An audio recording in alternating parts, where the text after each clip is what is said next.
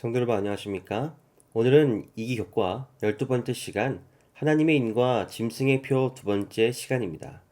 이번 시간에도 하나님의 인과 짐승의 표 중에 우리가 무엇을 선택해야 하는지에 대해 공부하겠습니다. 다 같이 찬미가 505장을 부르시겠습니다.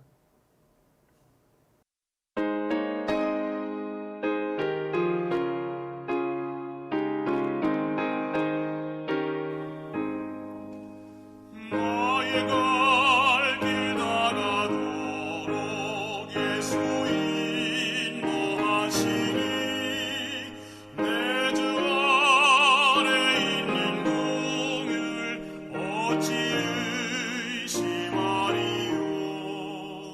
믿음으로 사는 자는 하늘 위로 받겠네.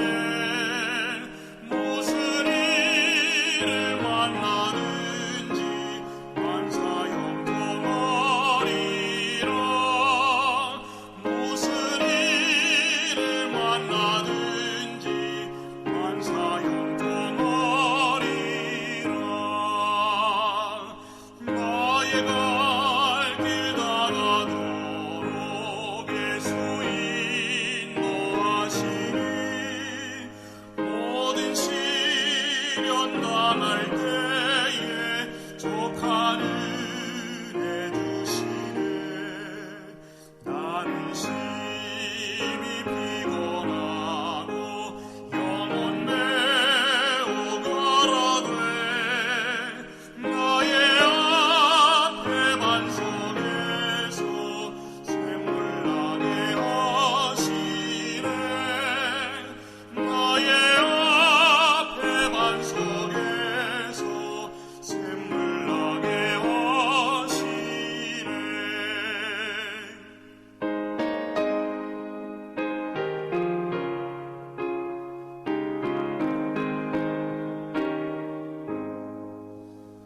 나의 갈 기다가도록 예수 인도하시니 그의 사랑 어찌 큰지 말로 할 수 없도다.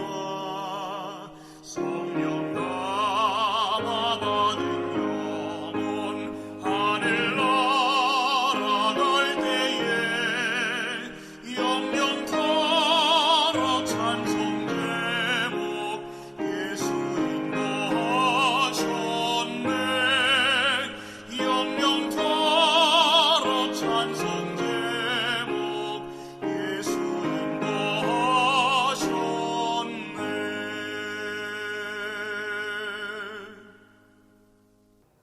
하늘에 계신 하나님 아버지, 하늘의 문을 열어 당신의 기별이 선포될 때에 우리의 마음 문도 열리어 우리 마음에 나를 향한 하늘의 기별이 새겨질 수 있도록 성령을 이 시간 우리에게 부어 주시옵기를 예수 그리스도의 이름으로 기도드립니다.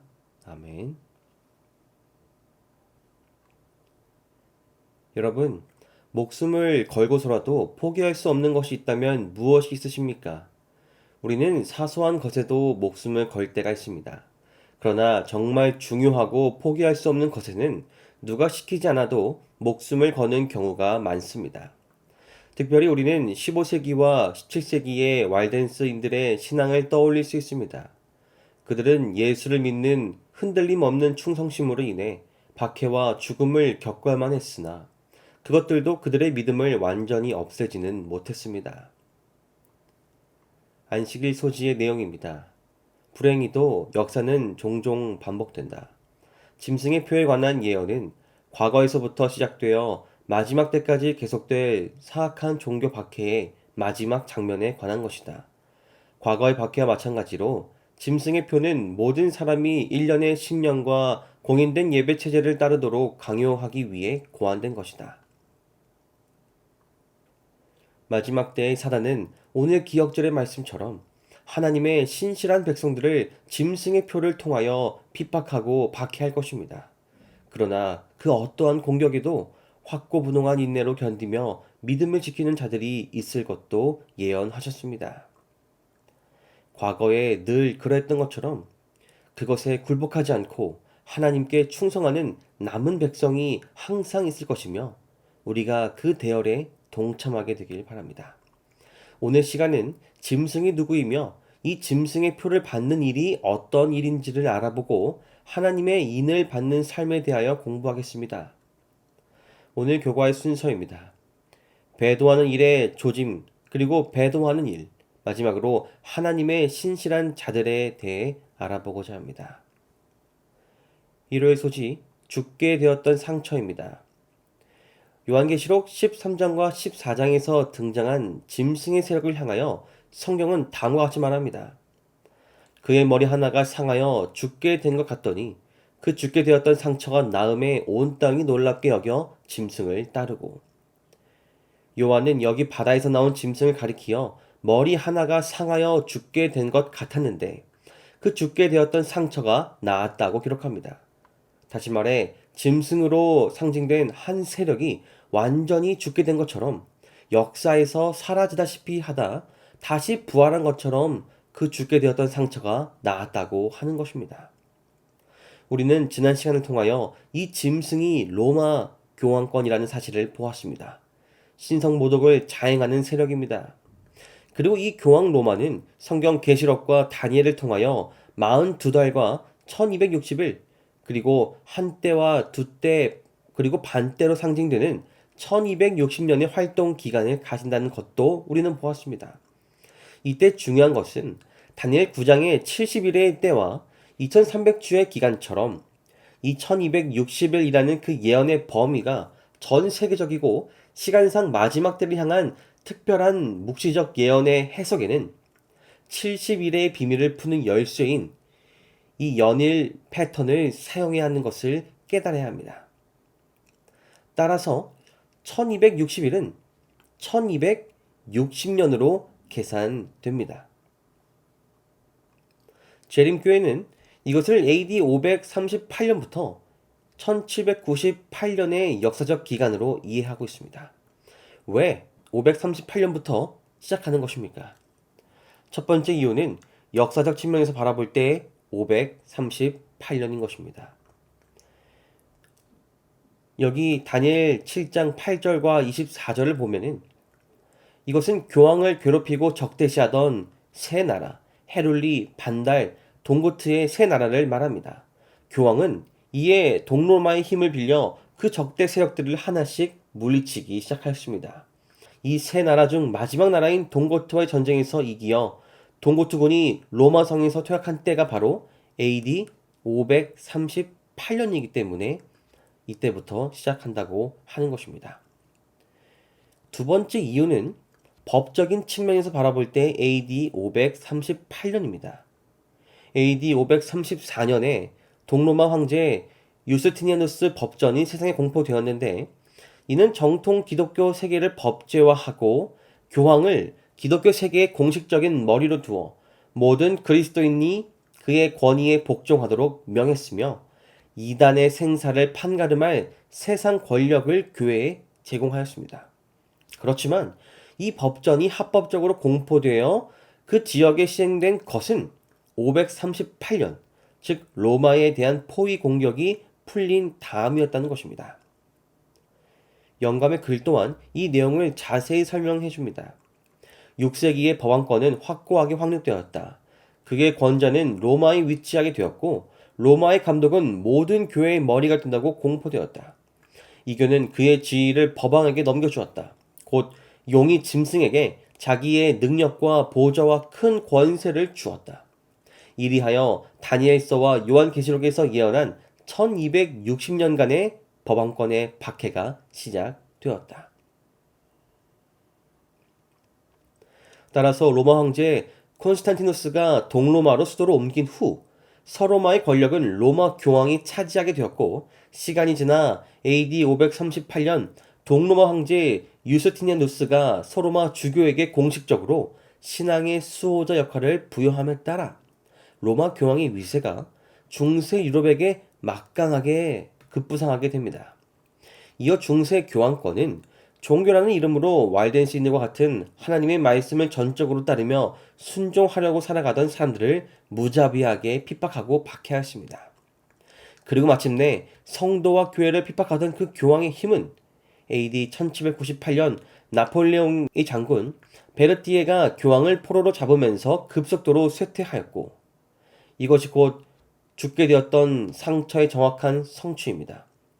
그리고 1798년에 1260년 동안 중세 유럽을 지배하였던 이 유스티니아누스 법전의 효력이 나폴레옹 법전으로 대체되었다는 점에서도 1798년은 성경 예언상 교황 로마의 몰락을, 죽게 된 상처를 입은 사건임을 알 수 있는 것입니다. 그러나 이 말씀처럼 치명상을 입었던 교황 로마는 그 상처가 치유되어 다시 세상에 등장하였고, 전보다 더 큰 영향력을 세상에 미칠 것임을 또 예언되었습니다. 영감의 글은 이 성경의 예언을 이렇게 설명합니다. 42달은 다니엘서 7장에 있는 한때와 두때와 반때, 곧 3년 반, 1260일과 같은 기간으로서 그것은 법왕권이 하나님의 백성을 핍박한 기간이다. 그 기간은 전장들에서 이미 말한 바와 같이 법왕권이 최상권을 잡은 서기 538년부터 1798년까지의 기간이다. 1798년에 법왕이 프랑스권에 사로잡혀 법왕권은 치명상을 입었으므로 사로잡는 자는 사로잡힐 것이라는 예언이 성취되었다. 여러분, 정말 놀랍게도 하나님의 말씀이, 그 예언은 한치의 오차도 없이 정확하게 성취되고 있음을 깨달을 때에 이것이 오늘 우리에게 어떤 교훈을 가져다 줍니까? 이것은 하나님의 예언은 모두 확실하고 분명하게 이루어질 것이며, 특별히 마지막 때에 그분께서 당신의 사랑하는 백성들을 지키고 보호하실 방법 또한 분명하고 확실하게 이루실 것이라는 믿음을 오늘 우리에게 가져다 주는 것입니다. 이어지는 월요일 소지 배교하는 일입니다. 성경 말씀에 불법의 사람, 그는 대적하는 자, 하나님의 성전에 앉아 자기를 하나님이라고 내세운 자라고 기록하고 있습니다. 여기서 바울은 마지막 날에 대해 무엇을 말하고 있습니까? 대적하는 적 그리스도 세력의 이 배교하는 일에 대해 경고하고 있지 않습니까? 사단이 이 배교의 배후에 있는 자입니다. 그는 대적하는 자입니다. 그는 자신이 숭배받기를 원합니다.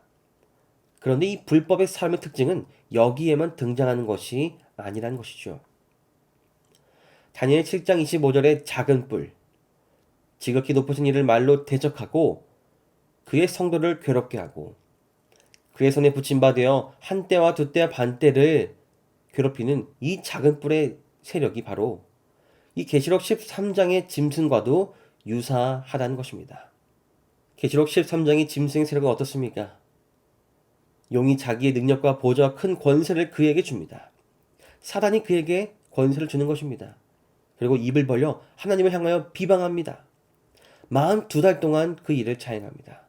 권세를 받아 성도들과 싸워 이깁니다. 다니엘 7장의 작은 뿔과 매우 유사한 면을 우리가 볼 수 있습니다. 그리고 이 특징들은 데살로니가 후서 2장에 나오는 불법의 사람과도 유사한 것입니다. 하나님의 성전에 앉아 자기를 하나님이라고 내세운 일을 합니다.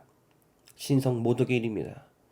두 번째로 악한 자의 나타남은 사단의 활동을 따라 나타난다고 하는 것입니다. 사단이 그에게 능력을, 권세를 주는 것이죠. 이어서 모든 능력과 표적과 거짓 기적으로 이 일을 자행한다고 하는 것입니다. 이로 보아 다니엘 7장의 작은 뿔, 계시록 13장의 짐승은 데살로니가 후서 2장의 불법의 사람과 모두 동일한 실체를 나타낸다는 것을 확인할 수 있으며, 이들은 모두 배교의 세력이라는 것입니다. 재림교 성경 주석은 다음과 같이 말합니다. 이교 로마 권세의 뒤를 잇는 참람된 세력에 대한 다니엘의 예언과 표범과 비슷한 짐승에 대한 요한의 묘사를 비교해 보면 세 가지 서술, 이 사이에서 많은 유사성이 나타난다. 이것은 다니엘과 바울과 요한이 동일한 세력, 즉 교황권에 관하여 말하고 있다는 결론에 이르게 한다. 그렇습니다. 마지막 때가 이르면 배교하는 세력이 등장할 것이요, 그 세력은 종교, 정치적인 세력임에 틀림이 없습니다. 그러나 하나님의 말씀을 대적하고 배교하는 이 성경에 예언된 세력이 등장하는 것이 중요한 이유는 바로 이 예언들을 통하여 하나님께서는 분명히 그 세력들과 같은 길을 걷지 않을 주님의 신실한 무리들 또한 부르고 계신다는 것입니다. 여러분, 우리는 예수님의 다시 오심을 예비하고 새천사의 기별을 온 세상에 전할 사명이 있는 교회입니다. 그분께서는 마지막 때에 당신의 일을 할 한 무리를 준비시키기 위하여 이런 마지막 때에 있을 일들에 대해 경고하신 것입니다. 특별히 우리들은 이러한 예언들을 보면서 하나님의 말씀에서 떠난 배도한 종교 체제에 대한 책망과 그 안에 있는 사람들을 구분해야 할 것입니다. 이 기별은 수많은 사람들을 속인 그 배교한 종교 체제에 관한 것이지 그 안에 있는 속임을 당한 예수님의 그 사랑을 여전히 받고 있는 사람들이 아니라는 것입니다. 내 백성아, 거기서 나와 그의 죄에 참여하지 말고 그가 받을 재앙들을 받지 말라는 이 말씀처럼 죄는 미워하되 죄인은 사랑하는 마음으로 우리 또한 그들을 사랑으로 대하게 되길 소망합니다. 이제 실제적인 배교의 일에 대한 화요일과 수요일 소지 내용을 통해 알아보겠습니다. 화요일 소지, 사단의 최후의 전략입니다. 요한은 지구 마지막 역사에서 세 가지 중요한 점을 우리에게 알려줍니다. 첫 번째는 이 정치 세력들은 한 뜻을 가지고 자기의 능력과 권세를 짐승에게 준다는 것입니다. 두 번째는 이 오류의 집합체는 어린 양이신 예수 그리스도와 전쟁을 벌이고요. 세 번째는 지구의 마지막 전쟁에서 그리스도와 그분을 따르는 사람들이 결국 승리한다는 것입니다. 곧 짐승은 파멸하고 예수님께서 승리하신다는 내용입니다. 여러분, 사단이 어떤 전략을 통하여 국가들을 한 뜻으로 연합하게 할 것인지 생각해 보신 적이 있으십니까? 역사는 반복됩니다. 전에 사단이 행하였던 전략은 앞으로 있을 그의 마지막 때의 전략과도 유사할 것이 틀림없습니다. 그러므로 우리는 로마 제국의 붕괴에서 귀중한 교훈을 발견할 수 있습니다. 게르만 쪽의 침략이 서유럽을 황폐했을 때 로마 황제 콘스탄티누스는 종교에서 방법을 찾아냈다. 국가의 권력과 결합된 교회의 권위야말로 이 콘스탄티누스가 필요했던 것이었다. 그가 4세기에 일요일의 신성성을 지속적으로 강화했던 것은 위기의 시기에 제국을 통합하기 위해 계산된 정치적, 종교적 움직임이었다. 콘스탄틴은 자신의 제국이 연합되기를 원했고 로마 교회는 제국이 개종하기를 원했다. 교회는 일요일을 신성한 날로 만들었다. 주요 원인은 그날이 일주일 중에서 태양의 축제일이 있기 때문이었다. 왜냐하면 전통적으로 사람들에게 사랑받는 이교 축제를 인수하여 거기에 기독교적 중요성을 부여하는 것이 확고한 기독교의 정책이었기 때문이다. 그렇습니다. 과거 로마의 붕괴에 있어 황제 콘스탄티누스가 사용한 방법은 종교의 통일과 연합이었습니다. 이를 통하여 위기를 극복하고 연합을 꾀한 것입니다. 그가 기독교를 공인한 데에는 정치적인 이유가 있었습니다. 그는 그리스도를 신으로 인정함으로써 기독교인들이 동료 시민들과 힘을 합쳐 종교를 통한 제국의 단합을 달성하는 데 도움을 주기를 바랬던 것입니다. 그리하여 그는 313년 밀라노 칙령과 325년 니케아 공의회를 통하여 삼위일체설을 확립하고 나아가 교회들이 준수해야 할 신경을 확정하고 교회의 권위를 세워 이를 따르지 않는 자들은 이단으로 규정하여 공식적으로 추방하게 이릅니다. 그는 제국의 단합이라는 목적을 달성함과 동시에 분열된 교회를 통합하였습니다. 바로 이 일이 사단이 위기를 극복하려고 그 목록으로 사람들을 움직인 전략이며 이 전략은 반복되어 마지막 때에 더 크고 강한 물결로 나타날 것입니다. 로마 시대의 제국의 연합을 위해서 종교적 방법을 사용했던 것처럼 사단은 마지막 시대에 안정과 보호가 필요하다는 명분으로 정치 종교적인 방법을 사용할 것입니다. 온 세상이 힘들고 어려워지고 두렵고 놀라는 일이 거듭하여 일어날 때 온 세상은 안정과 보호를 가져다 줄 누군가를 간절히 원할 것입니다. 바로 이를 이용하여 사단은 정치 세력들을 한 뜻으로 모을 것이며 자기에게 그 배교한 종교 체제에게 능력과 권세를 주도록 사람들을 미혹할 것입니다. 우리는 어떻게 이로부터 우리를 지켜 보호할 수 있겠습니까? 여러분, 우리는 앞으로 일어날 일들에 대해 그 일들이 어떻게 전개될 것인지는 다 알기 어렵지만 그 일들의 규모와 성경에 대해서는 성경 말씀을 통하여 분별할 수 있어야 할 것입니다. 미래에 성취되고 전개될 하나님의 말씀의 예언들을 구체적으로 알기는 어려우나 우리는 모든 일에 준비되어 있어야 할 것입니다. 수요의 소지, 짐승의 표입니다. 그 준비하던 일을 우리가 어떻게 할 수 있을까요? 그것은 짐승의 표를 받지 않는 것입니다. 그 일을 오늘 나의 삶에서부터 실천하는 일이 필요합니다. 이 세 번째 천사의 기별은 짐승의 표를 받지 말라는 경고를 합니다. 동시에 하나님의 계명과 예수에 대한 믿음을 지키라고 말합니다. 마지막 때에는 짐승의 표를 받는 자와 하나님의 계명과 예수의 믿음을 지키는 자의 이 두 그룹으로 나눠질 것입니다. 중간 지대는 없습니다. 이 짐승의 표는 이마이나 손에 받는다고 합니다. 손은 행동과 행위를 상징합니다. 손에 짐승의 표를 받는다는 의미는 강제적인 법들에 우리가 동의하지 않더라도 이 순응하는 삶의 모습입니다. 이성으로는 이것이 하나님의 말씀에 반대되는 것임을 알지만 나의 삶을 지키기 위하여 어쩔 수 없이 세상의 법들에 순응하고 살아가는 삶을 나타냅니다.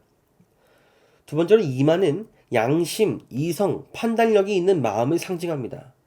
이마에 짐승의 표를 받는다는 의미는 실제로 행동이나 삶으로도 하나님의 말씀에 반대되는 법들에 순응도 하며 이성적으로 마음으로도 그 세상의 법들이 옳다고 믿으며 순응하며 살아가는 삶의 모습을 나타냅니다.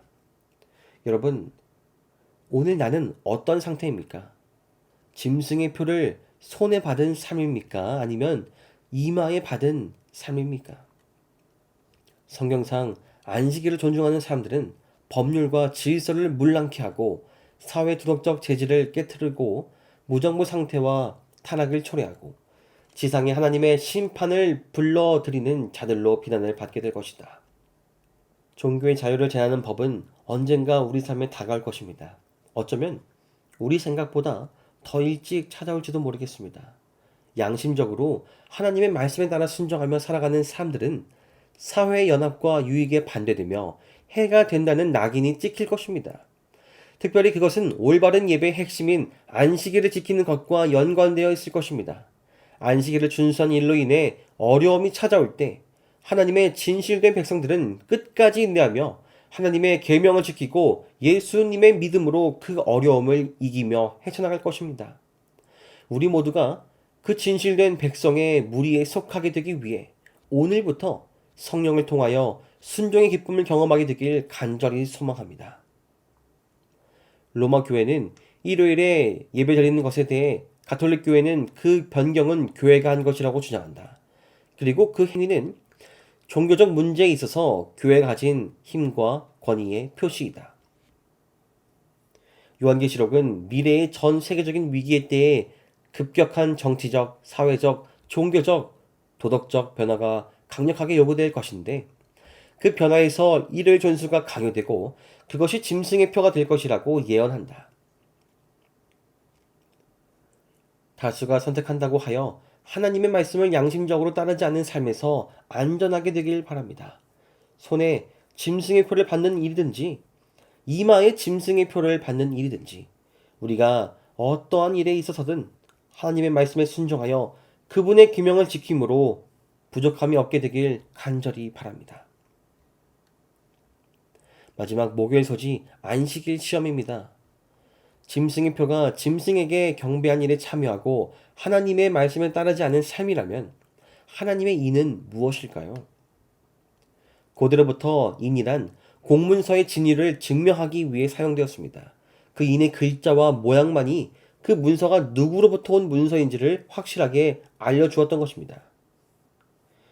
그리하여 요한계시록 14장 1절에 있는 말씀처럼 하나님의 백성들은 이마에 어린 양의 이름이 있다고 합니다. 그리고 그것은 바로 하나님의 인침을 받은 것이라고 설명합니다. 고대의 공문서에 있던 진위 여부를 가리기 위해 사용한 인과 같이 하나님의 율법이라는 공문에서도 그분의 인이 찍혀져 있습니다. 그것은 바로 넷째 계명인 안식일 계명입니다. 넷째 계명에는 이 진품 인장의 특징이 세 가지 있습니다. 첫 번째로 인장 주인의 이름이 있다는 것입니다. 두 번째로는 임봉하는 자의 칭호가 있다는 것입니다. 세 번째로는 임봉하는 자의 영토가 표시된다는 것입니다. 여러분, 성경 말씀에 따르면 하나님의 이는 우리의 이마, 즉 우리의 이성과 마음에 찍힌다는 것입니다. 예수님은 우리에게 선택의 자유의지를 주셨습니다. 그분은 나의 선택을 존중하십니다. 그리고 그분께서는 내가 올바른 선택을 할 수 있도록 성령을 통하여 나를 인도하시길 원하신다는 것입니다.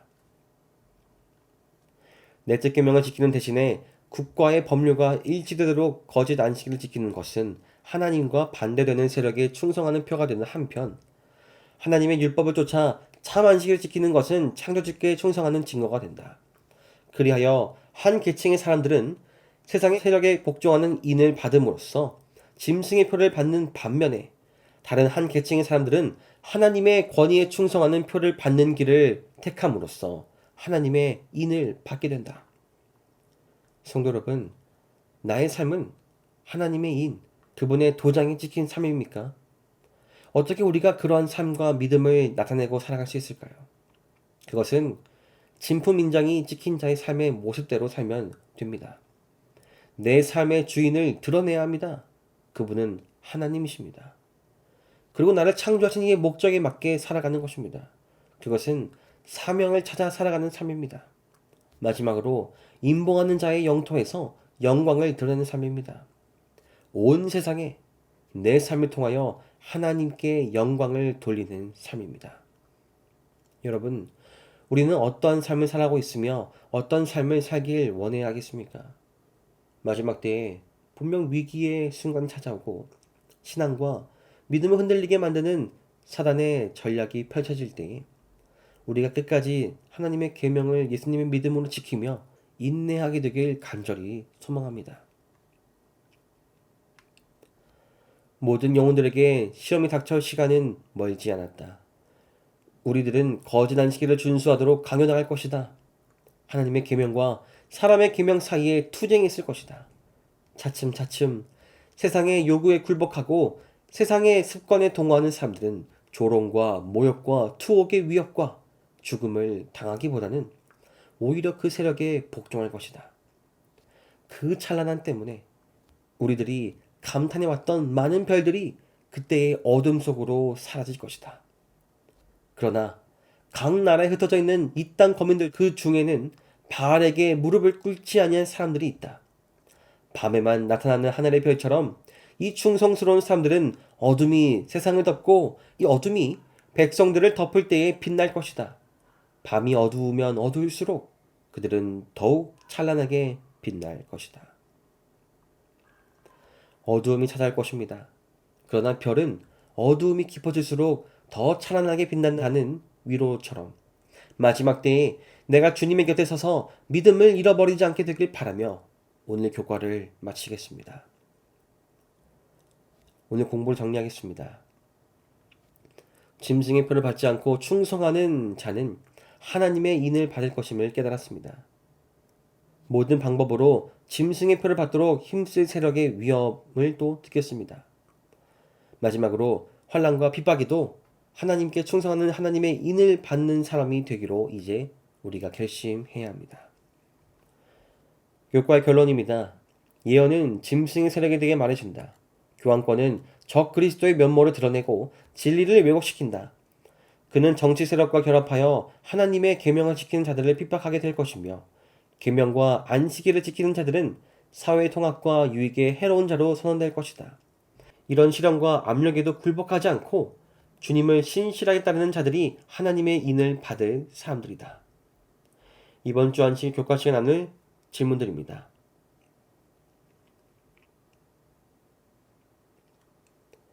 기도하시겠습니다. 하늘에 계신 하나님 아버지, 하늘의 귀한 기별을 들려주심에 감사드립니다. 이제 하나님의 인을 받는 삶이 무엇인지 또 짐승의 표를 받는 삶이란 무엇인지 깨달았사오니 우리가 하나님의 계명을 예수님의 믿음으로 굳건히 지킬 수 있도록 하루하루 나의 신앙을 점검하고 나의 방향을 주님께로 맞춰 나가도록 인도하여 주시옵소서. 그리하여 마지막 환난의 때에 우리가 기쁨으로 승리하여 어둠 속에서 찬란히 빛나는 주님의 별들 되도록 도와주시옵기를 예수 그리스도 이름으로 기도드립니다. 아멘.